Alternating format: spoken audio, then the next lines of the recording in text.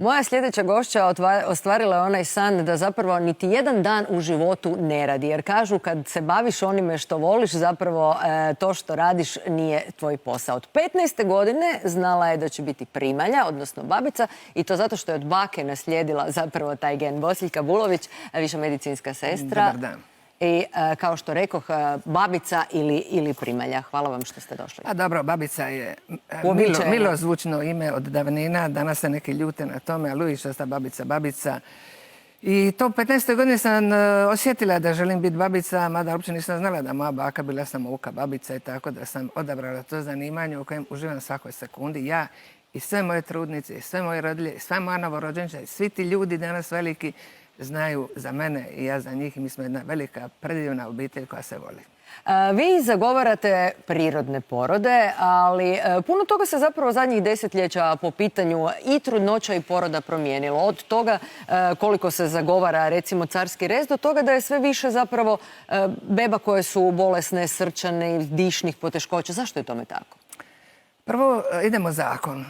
2019. godine Svjetska zdravstvena organizacija je zabranila miješanje u porod. Oni traže da bude prirodan porod. Međutim, desetljeće prije toga se zaključilo da žena u porodu pati. I onda su odlučili da tu patnju skrate. I onda su se došli na scenu ti porodi, vođeni porodi, epiduralni, vakumi.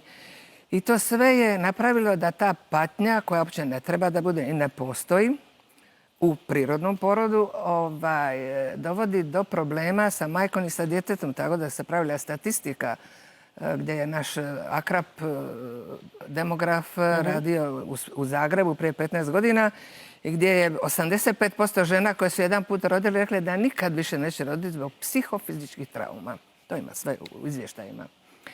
Tako da na kraju zbog tih velikih trauma u tom porodu došlo se do toga da se rade carski rezovi.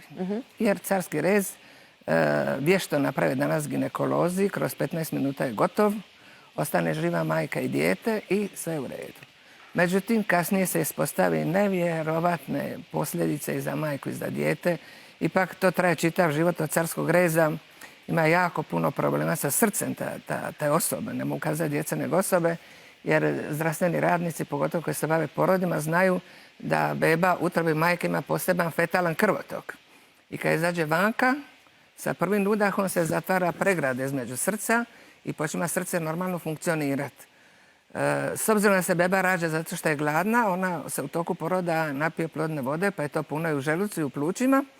Zato prirodan porod radi tako da beba kad prolazi kroz vaginu, istisne se sva ta plodna voda i beba kad izađe vanka, pluća su slobodna, udahne, zatvori se srce i počima taj krvotok da normalno radi. Međutim, na carski rez toga nema, ostane u plućima voda, dok aspiriraju pedijatri, tamte vamte, prše taj prvi udah, imamo veću, manju tu rupicu na srcu, tako da ta djeca stradavaju srce, stradavaju pluća, astma, alergije, svašta se poslije dešava. Da ne kažem da su psiholozi pokazali da kasnije kroz život imaju ti ljudi jako puno fobija jer su oteti od svetog. Majka je sveta, to je sveti trenutak i ne smije se biti otet, mora se prati čitav taj tok koji je tako lagan, tako krasan da ja više uopće nisam ljuta, sam samo beskrajno tužna.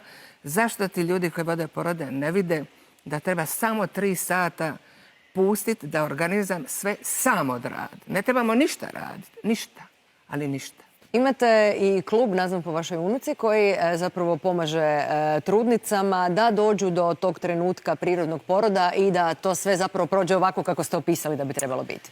U klubu Trudnica beba mi jednako educiramo i tate i mame.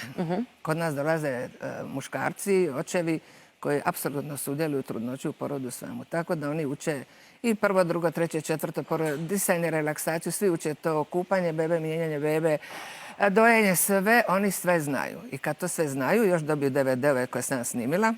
Tako da kad počne porod, ja dolazim u kuću, oni čak dobijaju i aparat za slušati bebine otkucaje srca. I kad počne porod, onda mi dolazimo kod njih kući i čekamo trenutak da beba ima samo izaći I onda odemo do rodilišta, beba izađe za 10 minuta, nema šivanja, nema rezanja, nema ničega, svi smo sretni i zadovoljni.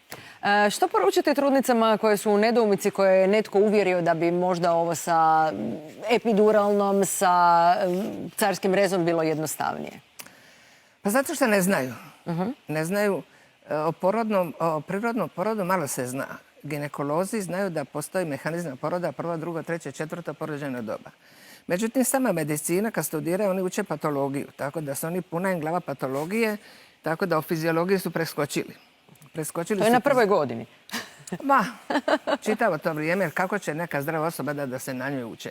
Tako općenito fiziologija se malo zna. Patologija je da bolestan čovjek riže tamo pa se uči svašta, tako nešto.